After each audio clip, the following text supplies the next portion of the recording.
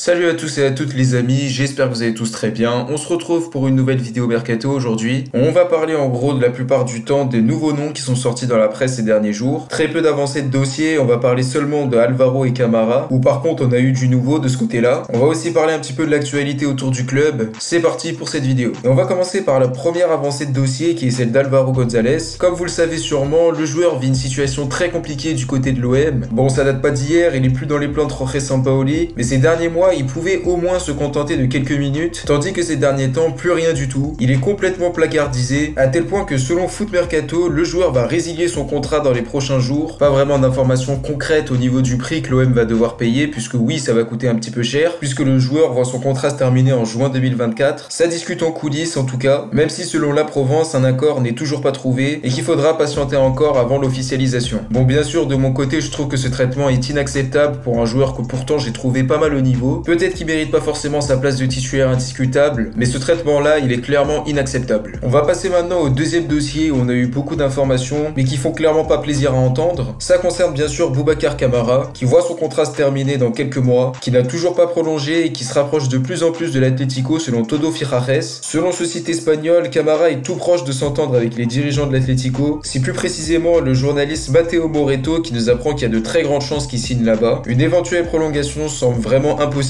aujourd'hui, à part gros retournement de situation. Un gros coup dur pour l'OM donc, puisque voir son joueur partir libre, c'est vraiment pas une bonne chose, puisqu'on connaît tous la grande qualité qu'il a et toute la plus-value qu'on aurait pu se faire. Mais attention, tout n'est pas noir, puisque selon certaines sources, un remplaçant à Camara aurait été trouvé en la personne du Brésilien Danilo. C'est un milieu défensif qui évolue à Palmeiras et qui a 20 ans. Il impressionne ces derniers temps du côté du Brésil et attire la convoitise en Europe selon l'équipe. Sampaoli aurait coché son nom pour remplacer Camara, tandis que son club réclamerait 18 millions d'euros. Il est décrit comme étant assez similaire à Camara, il casse des lignes, il défend bien et dégage surtout une très forte maturité. Et au niveau des concurrents, on n'a pas beaucoup de noms à part celui d'Arsenal, qui est sorti il y a pas mal de temps déjà. Toujours du côté des nouvelles pistes, l'OM se serait renseigné sur la situation de Martín Satriano, le buteur uruguayen du Stade brestois qui impressionne ces temps-ci en Ligue 1. Faut dire qu'il a pas perdu énormément de temps pour s'habituer au championnat français depuis son arrivée en janvier. Il en est déjà à 4 buts en 9 matchs. Il est prêté par l'Inter Milan jusqu'à la fin de saison avec option d'achat. Et selon la Gazzetta dello Sport, le club interiste l'estime entre 15 et 20 millions d'euros, ce qui paraît trop cher pour Brest. Toujours selon la même source, l'OM est favori pour recruter le joueur. À voir maintenant si ça se concrétise avec le temps et quelle place le joueur prétend dans l'effectif de Sampaoli si transfert il y a. Toujours à ce poste de buteur, on a eu une nouvelle piste marocaine sortie par Calcio Mercato. Je parle du buteur sévillan Youssef En-Nesyri, qui est une piste en tout cas bien plus onéreuse que Satriano. Le joueur est de classe internationale et pour preuve, l'année dernière, il en était à 24 buts toutes compétitions confondues, dont 18 en Liga. Il attire la convoitise puisqu'aujourd'hui Manchester United est aussi sur le dossier. Et selon la même source, Pablo Longoria aimerait l'attirer. Sa cote a pas mal baissé ces derniers temps. Il est en difficulté de son côté à Séville, en n'ayant marqué que 3 petits buts cette saison. Mais malgré ce coup de mou, il est toujours évalué à 35 millions d'euros, ce qui paraît quand même beaucoup pour le club. À voir si Pablo Longoria parviendra vraiment à réaliser cette folie-là, ou bien s'il se tournera vers plus facile, donc en l'occurrence Martín Satriano. On va maintenant terminer cette vidéo en parlant de l'extra sportif et de l'UEFA qui aurait lancé une enquête par rapport au match OM-Paoka. Malgré la victoire de l'OM, le match aura été marqué par des bagarres entre supporters, des jets de projectiles dans le stade, des supporters grecs se confrontant aux forces nationales et d'autres choses comme ça font que RMC Sport nous apprend qu'une procédure sera lancée par l'instance européenne. Des sanctions peuvent éventuellement tomber des deux côtés, à voir l'évolution d'une procédure qu'on a souvent vu se mettre en œuvre depuis le début de saison. Et donc voilà les amis, c'est déjà la fin de cette vidéo. N'hésitez pas à me dire si elle vous a plu dans les commentaires. Donnez-moi votre avis sur les différentes pistes étudiées. Pensez-vous que l'OM risque gros par rapport au débordement? Bref, n'hésitez vraiment pas à vous exprimer. On se retrouve en tout cas pour une prochaine vidéo, en l'occurrence le débrief d'OM Montpellier. D'ici là, prenez soin de vous, c'était Kalash, ciao à tous.